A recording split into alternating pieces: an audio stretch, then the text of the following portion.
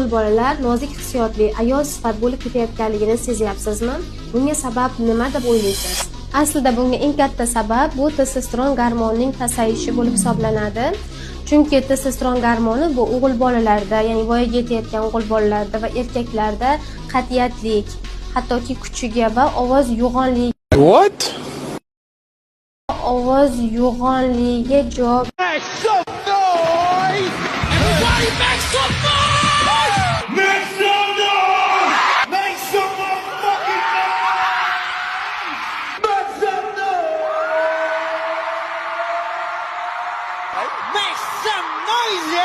Nimaga erkaklar hizalaylashib ketadi? Bu narsaga faktorlar ko'p. Yurishida, turishida, yeb ichishida, misol uchun uyqusi noto'g'riligida, oshna og'aynisida, so'zsetda har xil kariz-parizlar bor, ko'payib ketgan hozir YouTube'da.